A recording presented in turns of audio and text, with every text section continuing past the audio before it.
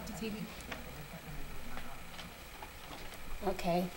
Quick update about today's December 14th, 2011, my 1 year surgiversary. 1 year exactly. I was recovering from my VSG, vertical sleeve surgery. My highest weight ever was 260, and I got down from that from Weight Watchers. I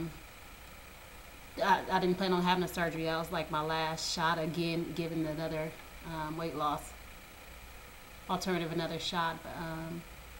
But yeah, the day of surgery, December 14, 2010, I weighed 235 pounds. And today, December 14, 2011, I weighed in this morning at 151.2. So that is a 3 pound gain from my last video. But my body seems to love 151 for some reason. Loves it. Like I got down to 148 and 149. I stayed there for about a week. And my body bounced right back up between 150 and 151. Now after Thanksgiving, I got all the way to 153, but it quickly came back down to 151. But my body seems to love it there. I've been tweaking my calories and keeping up at the gym, trying different alternatives at the gym, burning more calories, adding more calories, and my body just loves 151, 150 or 151.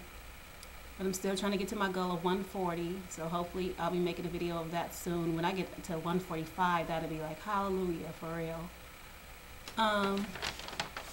So what do? I journal in a diet minder. I exercise 5 to 6 times a week. Cardio, I'll lift weights 2 to 3 times a week. I make sure I get in 30 on the days I do lift.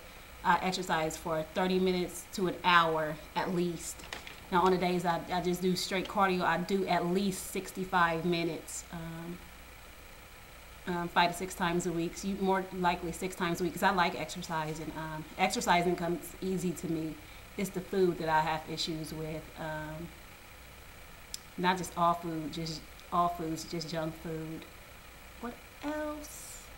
I think that's it for now. Let me refer to my list so I won't ramble. Things that changed in a year. Oh yeah, my gym that I love, Lifestyles. They shut down their centers here in the Midwest, in Indiana and Ohio. The ones in Florida, North Carolina are in place. So my favorite classes are gone. Body pumping, Zumba. They're body pumping Zumba because I haven't seen any class like theirs because it was more like hip hop and Zumba mixed in together. It was just really fun. We were just like to Yin Yang Twins to Ricky Martin, so it was good. But I used to love that class and the instructors. But I'm at the new gym. I'm at Urban Active now. It's all right. It's not like the old gym. You know, it was something special going on at the Lifestyles here with the instructors. So I'm gonna miss that. Also, you never know who's watching your success because like the last day of Zumba class at the gym that closed, a lady came up to me and she was like, "Oh, you've lost a lot of weight," and I've never seen this woman before. She was like, "How much weight have you lost?" And mind you, I had already been down a significant amount of weight because I started at the gym at the end of March, and I started taking Zumba till sometime in April.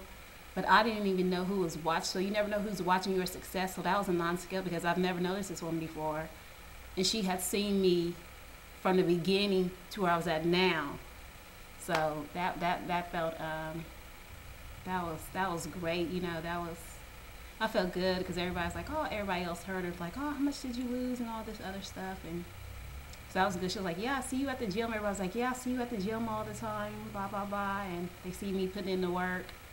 So you never know who's watching you, you never know who you might be inspiring. What else is on my list? Oh, this is for a question for the ladies.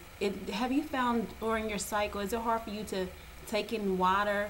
Like my body does not want to take in water. I have to force myself to drink the water when I'm on my cycle. My body is like, doesn't want it. It's like so bloated, I guess, even though my scale will stay the same usually. But my body I have a hard time getting my water down when I'm on my cycle. So let me know if any of you ladies out there have the same issue. Oh yeah, another thing that you hear people speak about it briefly. When I go to the gym, my clothes are usually fitted, because it wicks, like the sweat wickers, or like stuff that'll wick away the sweat. So that's what I usually wear. But how do you, like, a lot of people don't talk about the male attention. A lot of people are in relationships or whatever, but the male attention is nice, but it can be overwhelming at times.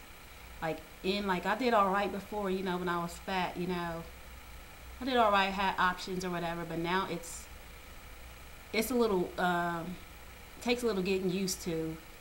And I don't even like dress. I still just wear jeans and t-shirts usually, or some boots or something like that. But be prepared for that, to all the women.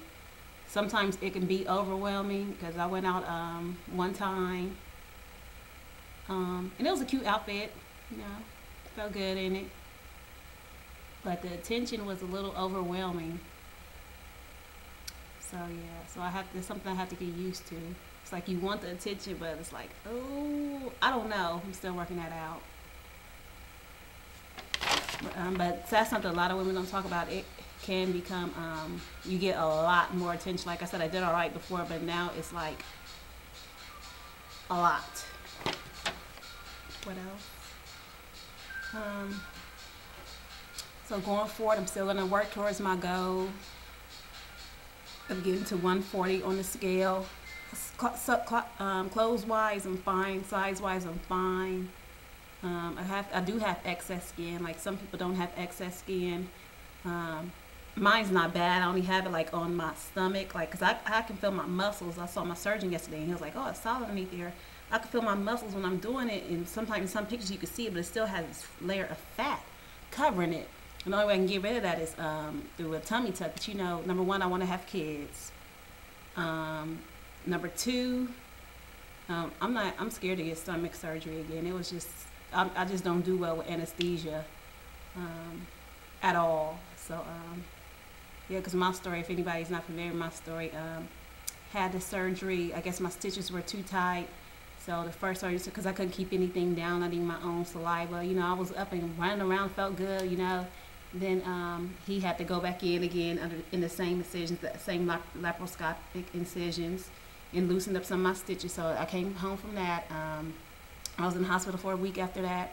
Then I was home for one night, and I had to go back to the ER because I couldn't breathe. I thought I was having a heart attack. So I go back to the ER at a different hospital. It turns out I had a stomach infection, and I was so swollen still. This is like a week after surgery, or the second surgery. I was so swollen still. And then they found out that I had fluid on my lungs. It wasn't pneumonia. They said it was mild, but I don't know. I'm like, if it's mild, you don't need surgery. So then I had my third surgery, December 23rd. I had my first surgery on the 14th, my second surgery on the 17th, and my third surgery on the 23rd. And I had a stomach infection, I guess. So they sliced me open right here. So my little poke holes, you can't see those scars, but they had to slice me open and do an exploratory surgery to see what was going on. And then they also had to slice me right here on the side of my breast and insert a chest tube to get the fluid off my lungs. So when I came out the third surgery, I came out in a ventilator. They put me in a medically induced coma. So I was unconscious. New Year's Eve, Christmas, all that stuff I didn't come to until the 27th of last year. So bedridden, just sad, and then a horrible staff at this hospital. Thought about pressing